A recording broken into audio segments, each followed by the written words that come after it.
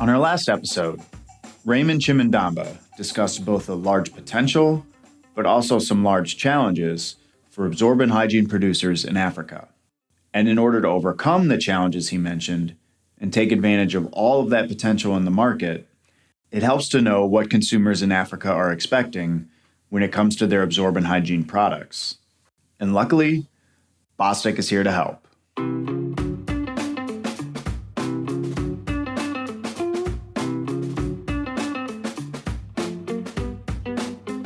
Welcome to Attached to Hygiene, the podcast that enables you to grow your knowledge and influence in the absorbent hygiene industry. My name is Jack Hughes, and my mission is to help you, the absorbent hygiene article producer, design and produce the best possible products to meet the needs of your customers. On today's episode, we're continuing our conversation with Raymond Chimhandamba on the Africa absorbent hygiene market. Over the next 40 minutes, he'll share what trends he is seeing from consumers and how companies are responding to those trends before sharing his insights on the informal market in Africa and how to navigate it, and on the popularity of different period products throughout the continent. So you've covered the some of the user habits and user preferences, and you've also talked about kind of the results of those on the market and how the market is responding. And as you just talked about some of the challenges, I want to dive back deeper into more of the consumer needs as well. And anyone who's listened to our episodes before knows that Bostic, we like to group the consumer needs into 5 different categories, and we call those our 5 C's, those being convenience, comfort, confidence, consistency, and cost. So I was wondering if we could touch on each of those, and you could share a little bit about some of the trends you're seeing in each of those categories. And I think we'll just, for convenience sake, no pun intended, we'll start with convenience. And I was wondering if you could touch on the trend of convenience and what consumers are expecting around convenience. Right. So if I can maybe just relate back to another point I've already mentioned. For example, the packaging plays a role in meeting the mother's needs and hence convenience. So having packs within sort of smaller packs that are more affordable becomes already convenience for mothers who have babies.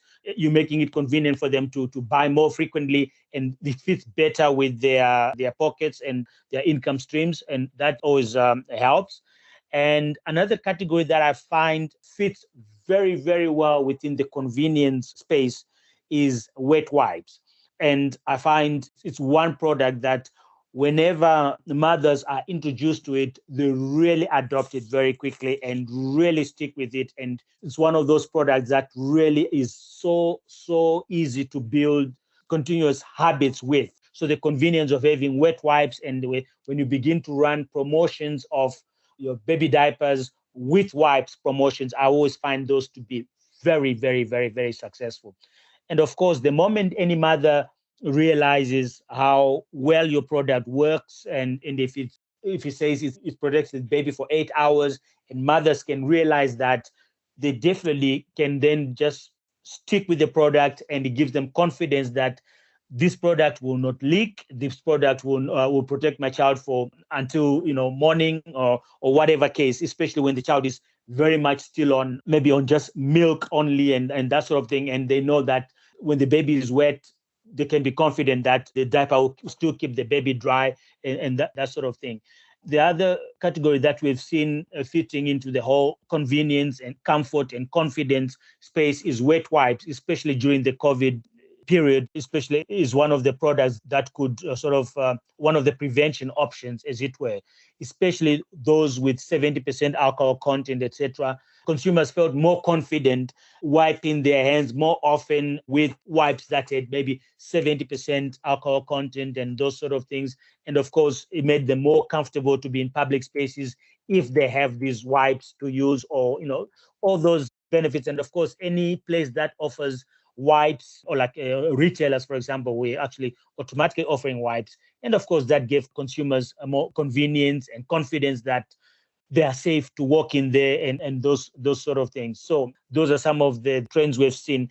And in my view, the main reason as well why pens are growing in the region is also very much partly because I think pens are just a lot more convenient than normal diapers because they're just more sort of they're similar to what we have to put on babies automatically. And if you were to leave a baby with an uncle who doesn't have a baby himself, it's easier to just simply tell him this is the front. Whereas if it's the open diaper, you have to show him which part goes to the front, which is the back, which part goes to the back, and this is how you use the closure system, etc. So I think pens are just a lot more convenient. That's why they're also just popular with mothers. And when I launched my diaper distribution business in Zimbabwe, for example, the product I launched in the market in the end was actually pens. And I saw it with my own eyes why mothers would actually prefer pens, especially if the price is very close to open diapers. It is really very much for convenience. And also in terms of the other convenience is brought by the kind of features the diaper product has, like wetness indicators. I noticed, those are some of the things that mothers look for. And there's certain features I do notice mothers look for in a diaper, that if it's got stretching ears, it's got Velcro instead of tape, if it's got elastic band on the waist, so they know that when the baby makes movement, when they start crawling or whatever case, the diaper will sort of move with their sort of growing activities. All those small things I find give mothers more confidence in terms of whether the product is a quality product or not. Again, in terms of comfort, the really, really premium offerings, which of course one expects from the big players, your KC and P&G, especially in South Africa, for example, I find some of the diapers actually have lotion. And they are, of course, when they do have those extra benefits, they're a lot smoother, they're a lot more silky to the touch. And of course, for any mother who can afford that, you find they have more confidence in that product. And those lovely extras are just nice to have. Any mother would want to really sort of spoil their child as much as they can. So from where I'm sitting, I do see those are some of the conveniences that one has observed playing themselves out in the market. And of course, something we've mentioned earlier, which is the home deliveries, the e-commerce and those sort of things, which of course also took hold a lot more during COVID. We're finding that on the retailer part, for the role they can play for the category is the home deliveries and those sort of things. Definitely something that we notice has been very, very, very positive with mothers and consumers, as it were. Yeah, and we've seen that trend in other places as well, where maybe the e-commerce and home delivery was already slightly established, but COVID certainly ramped that up, and obviously, as you said, that ramp up and the increase in popularity, certainly happening in Africa as well, which, based on your comments on the convenience and the popularity of m-commerce, as you said earlier, it's no surprise that along with that popularity of mobile and buying things on your mobile devices, that home delivery aspect would be another expectation for consumers. Now, the next category, or I guess the next C in the 5 C's that I want to touch on, was comfort, and you talked a little bit about this with the discussion on pants as well as some of the product features, but are there any major trends in comfort that you're seeing? I would say in terms of comfort, what I do find, especially in terms of the premium products, the whole thing about having lotion, I notice is a feature you find in more premium products, and they tend to also really sort of make a big, noise about it, even in the packaging, basically with a big sort of drop-ish looking with lotion and that sort of thing. And but even for the more sort of medium tier, I do find features like double leg cuffs are some of the features that I know mothers look out for as a way to guarantee themselves that and be comfortable that the diaper will not leak. One of the key features they look for is double leak guards and those sort of things. And I think also slowly some of the new trends like a diaper with channels and those sort of things, I think mothers are becoming more and more familiar with those kinds of features. And obviously to them, it does deliver a sense of comfort in the sense that the liquids are quickly sort of channeled away and moved away from the baby skin. So I do believe consumers are becoming more and more aware of those kinds of offerings from the different categories.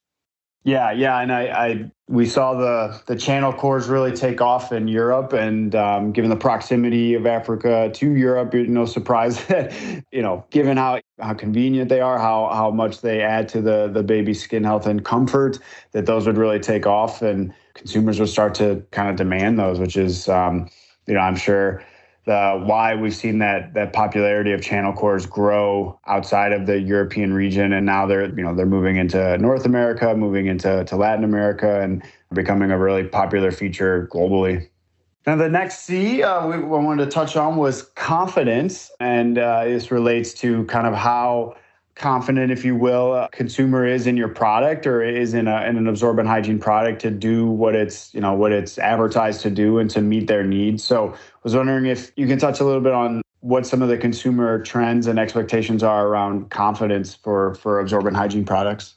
So in terms of confidence, obviously both in absorbent hygiene products for both, say, baby diapers as well as even the fem care, in both categories, it is absolutely crucial that whether the user or the mother is confident in the product and that the product will do what it says it does.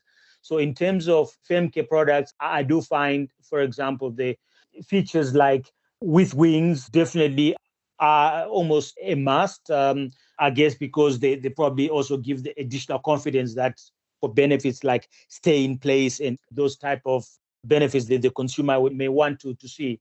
But I may also comment that in terms of confidence, there's a line that one of my distributors in Angola mentioned in a strat session, that something along the lines of an Angolan woman would never be confident that a sanitary pad that is less than, I can't remember whether it's 28 centimeters long or 30 centimeters, and whatever thickness would protect her well enough, So that, again, sort of sums up confidence in a very interesting way, that the consumer feels if it is this size and this thickness and these features, I'm confident it will do the things it says it will do, So yeah, it's interesting to see the kind of points and features the consumers look for them to be confident in a product, as it were. That's really interesting. Some of those kind of cultural and historical preferences that get, kind of passed along from generation to generation, and they set up those expectations. And we see this in Latin America as well, where there's definitely the preference, whether it be for diapers or even some period products, that the thicker products have that better reputation because the consumers can see the difference and therefore think it's going to absorb more and be perform better. And obviously, as you just mentioned, there are people or consumers in Africa that do the same thing. And I'm sure that's a challenge for producers to overcome, particularly if they're trying to introduce new technologies that would make a product thinner, or as you said, channels are, I'm sure were a tough thing to sell early on. It's always interesting to hear those kind of cultural preferences there. Yeah. So from a confidence standpoint, I'm also curious about, the environmentally friendly products are obviously incredibly popular globally, growing in popularity all over the place. And these less mature markets or these maturing markets like Africa or India, that's certainly no different. Their consumers are demanding the same things there. And so I'm curious if you can touch on some of the demand or expectations around environmentally friendly products or sustainable products and what that looks like in the African market. So, yeah, it's interesting that in Africa you have, I think the best way to sum it up is an experience I had once when I was in a queue in a bank. And I have a sort of elderly lady in front of me, and we start chatting, and we exchange some pleasantries, and we start getting into conversation. She asked me, "So what do you do?" And I said, "I have a diaper distribution business." And I always remember a reaction. Basically, literally, things were okay until that moment. She had a very violent reaction to diapers. And she was very keen to tell me what a nuisance those products are causing to the environment, and why can't these mothers actually raise children the way we did. And yeah, basically her view was that diapers are an environmental nuisance, and she's not completely wrong, because diaper pollution is definitely a big problem in the region and causing a lot of challenges for municipalities and the urban drainage systems, etc., and even rural rivers. Obviously, they come from the cities and flow out to wherever else. And all the diapers that are carried in the river end up downstream, and cattle are now eating them. So there is those real environmental challenges that are happening with diapers. And of course, we all know what a used diaper contains. And once they are in landfills, they also just increase the emissions of methane in those places and the spontaneous fires and all sorts. So one observes that from a regulatory point of view, a few governments and municipalities are beginning to look at this, and also partly from pressure from some NGOs and community leaders and traditional leaders and all those kinds of pressures. And then they need to be seen to be reacting to that. And then we're beginning to see them starting to put pressure on absorbent hygiene product manufacturers to say, help me solve this problem, and slowly one can see some of the governments are actually beginning to formulate legislations that basically sort of are slowly moving towards placing the challenge and the problem at the doorstep of the diaper manufacturer. And looking at other industries, one can also see that there are ways and means to solve some of the challenges. I've seen it in some of the sectors, industries proactively managing these situations before legislation forces them is one way to approach it. But even for consumers, I do notice that features like when you wrap the diaper and that looping thing, for example, to just get it all into a nice, neat bowl and dispose of it later. All those features that also sort of border on, okay, maybe that one is not so much sort of saying much about sustainability, but the whole issue of sustainable products is definitely coming through. And we're noticing consumers are clearly indicating that it's important from a lot of the research that's being done, that sustainability and how the brand is showing me it's doing something about the environment is important. I think it's also slowly coming through, and we're seeing some of the manufacturers beginning to wrap their products in jumbo packs that are made of paper instead of plastic, all those kinds of features.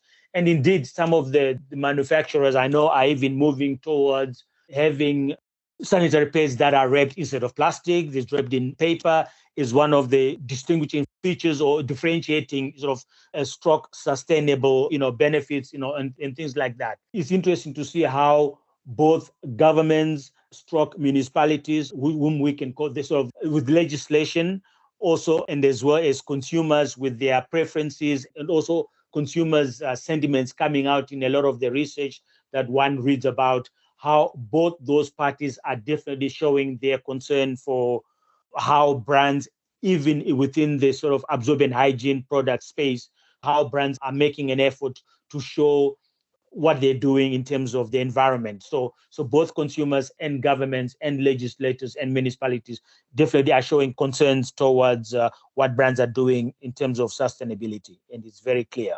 Well, that's great to hear it. I know in many places it tends to be more consumer driven. I think we could say that in the United States, consumers are demanding it and companies are responding to that demand. But I guess, at least in my opinion, in many cases, the government side or the regulatory side of things are a bit slower to materialize.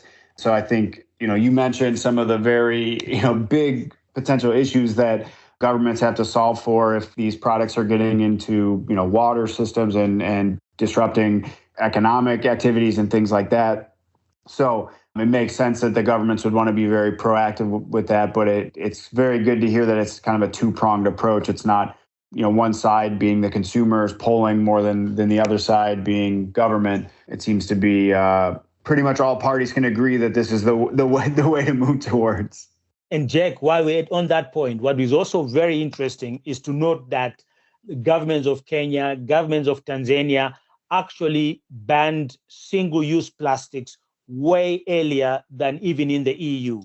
So that point actually makes a very interesting case of how much ahead Africa is in terms of addressing some of these sustainability issues, and especially around plastic. And of course, a lot of the absorbent products are made of plastic. But I guess for the government, I think addressing the plastic issue with regards to absorbent hygiene products, a lot more complex and dense. Yeah. But it's very interesting for me how in Kenya and in Tanzania, those governments actually banned single-use plastics a lot earlier. And of course, what then tends to happen is all these plastic bags will have to be replaced by something else, either paper in terms of the bags that are used or non-woven. So I think interestingly, more and more, those bags are becoming multiple use bags in retail made of non-woven. So I guess in a sense that also adding another non-woven product. So most likely going to expand the whole non-woven space within the region. This banning of single-use plastics, for example. Yeah. And I had no idea that the governments of Kenya and Tanzania had been, that far ahead. I don't know, some bias there, but that's definitely not news that at least that I had heard about here in the US. And, you hear all the stuff in Europe, but yeah, that's obviously fantastic to hear that they were, very quick to respond to that. And obviously there are, downstream impacts on, as you mentioned, the nonwovens industry and the hygiene industry for that in different ways. But, it's great to hear that some of the country governments over there be so proactive in the approach to this to help, not only the, environment and pollution standpoint, but also the economic standpoint of their own countries and, making decisions over there that kind of can benefit both things, both the environment and the economy. Yeah. And by the way, Jack, I also recently read that a legislation, which is obviously pretty much a global legislation called EPR, Extended Producer Responsibility, that will relates more to sustainability and recycling, etc. So basically, the legislation is basically places the onus on a brand owner, and it's normally sort of driven by Department of Environmental Affairs or similar type of departments or ministries in all the countries. But I noticed in Kenya, this EPR has become law. In South Africa, it became law in May 2021.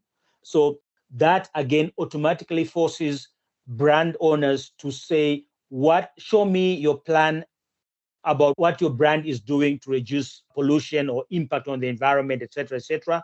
So invariably, brand owners have to show that this is my plan for collecting the packaging after the consumer is finished using the product. So for example, in the case of beverage owners, they must show how those PET plastics are collected after use.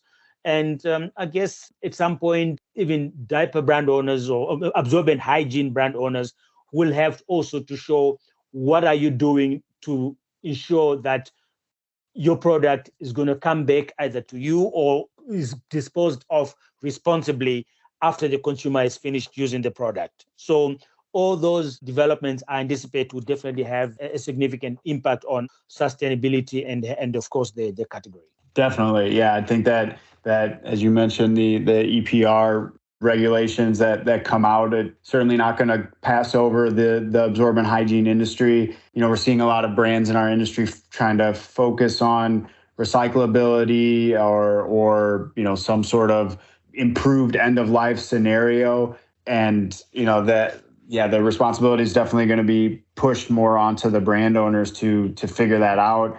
And yeah, it'll definitely have a big impact on our industry and as well as on suppliers, because the adhesives, for example, are going to be able to need to bond as well as separate. So products can be recycled properly or be, torn apart properly, and as well as, the recyclability of any other of the products that or materials that go into these absorbent hygiene products are all going to need to not only function in the constructed product, but also function well enough in whatever that end of life scenario is. And so, yeah, definitely some new pressures and regulations that the industry will be facing with some of these, as you mentioned, the EPR, the progress and the calls for more EPR type regulations.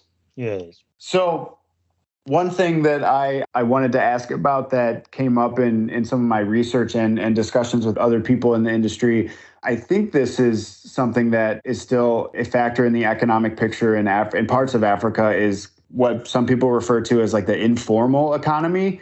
It's, I guess, kind of, for those who aren't familiar, the portion of the economy that is somewhat unregulated, where, shop owners might not necessarily be paying taxes or, transactions are happening off the books. And I'm curious if that's a factor in the sale or of some absorbent hygiene products in the region, and if that influences decisions by brand owners? Yes, it exists. The informal channel, to be honest, in the whole of the region is actually bigger than formal retail. Informal retail sector is bigger in every African country than the formalized retail sector, actually. That is a fact. So, and also then the informal takes a whole variety of forms. So some of them are actually right out in the open, totally open market.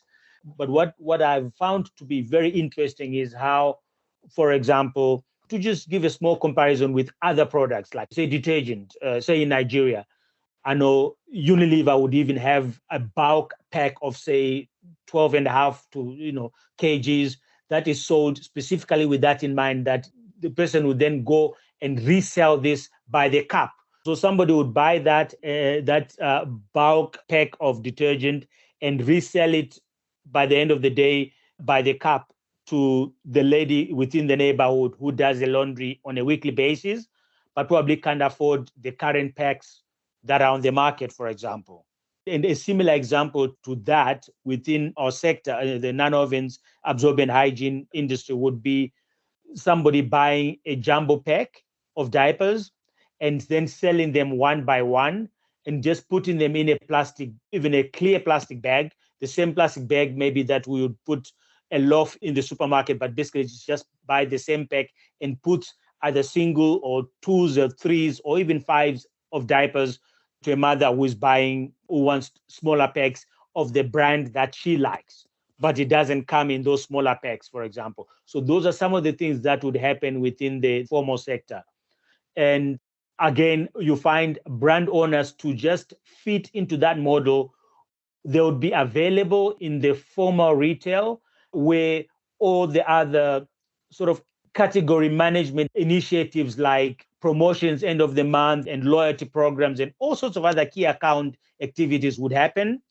But they still would have a channel that services the informal market, whereby they ensure they have a depot that is close to some of the bigger informal markets. And this I have seen in Nigeria, where literally every store in that open market has, for example, Pampers diapers, and you're asking yourself, so where are they all buying them from? And I said, yeah, so there's P&G depot, for example, that was actually specifically close to some of the bigger informal markets. So that, again, is the brand owners will do to make sure that they fit into that whole informal channel model. And I may comment that I'd also seen, for example, at one point in Nigeria, much as the informal market was big, I remember at one point you could not break bulk and sell diaper in one by one at that time, because no mother would accept somebody else, touching the diaper that's going to go onto my baby's skin. I found that interesting. I would have expected maybe because they can't afford the bigger pack, they might, probably just accept this. But I found it very, very interesting that it was not happening in Nigeria. But now I find with time, it actually now is. Years later, I found it was beginning to happen. But I just really found it such a interesting phenomenon. But whereas in all other markets, like in Angola, I was seeing it where a seller would be breaking a jumbo pack by size and just basically repacking them in a clear plastic bag and tying it at the end and selling it like that without a problem. So it is quite interesting, but the informal channel definitely does exist. And consumers will buy in both the informal channel and even maybe oscillate between the informal channel as well as the modern trade. Basically, they will buy the jumbo pack end of the month at payday. When that finishes, for the remaining weeks, they're back to buying 5 packs from the informal channel until month end again, and they'll go back there. So for the brand owner, it's actually quite important to understand the purchase rhythms of the consumer so that you also get the timing of your promotions correctly and the right packs correctly, that maybe your 5 packs and whatever, if you do want to put them on promotion at all, you put them end of the week, whereas your jumbo packs come on promo end of the month. And those kinds of sort of purchasing patterns is what you have to find a way of fitting into. That's so interesting. And it's interesting that you said the brands, have kind of embrace that a bit and understand that that's, as you said, yeah, the informal economy is even larger than the formal modern economy, and brands have found a way to make that work and fit in there and fit that into their, as you said, their business strategies, their marketing strategies. And, it's just how it works. And it's really interesting. So the other thing that I wanted to ask on before we wrap up here is we've seen in other markets the growth of other types of period products or menstrual health products outside of pads. And I'm curious if you've seen growth of products, not just sustainable products like maybe the menstrual cups or the menstrual discs, but also like tampons, if those have grown in popularity in the region in recent years at all, or if it's still primarily dominated by the pads. I think pads definitely still very much probably the biggest portion of sort of menstrual solution offerings. But what one also observes is because of the price points pads come at versus the average consumer, especially the lower end consumer, the affordability is an issue. So a lot of girls are still missing class because of inadequate menstrual protection, etc. So a lot of NGOs are doing rather quite a lot to bridge that gap. And some of them are coming up with all sorts of initiatives whereby they have reusable pads made out of cloth and teaching young girls and women how to make them so that they even have an income generating opportunity from it, as well as using it for themselves, those type of initiatives. So I do see a lot of solutions outside the normal pads. And of course, I've also noticed in markets like, say, Angola, where you have Angola and Mozambique on either side of the continent are the two Portuguese-speaking markets. And of course, they borrow a lot from Latin America, Brazil, and those places. So the whole trend of going to the beach and looking good at the beach and all those sort of things certainly exists. And of course, borrowing from Rio and all those kinds of places. At one point, I had a distributor who was launching tampons, for example. And in the same way, you would want to say, approach somebody coming out of club with an energy drink because, they probably need, if they're coming out of the club and they're going to the office or going to work during the day, they might need, something to keep them alert. So you go to a club to find such a consumer.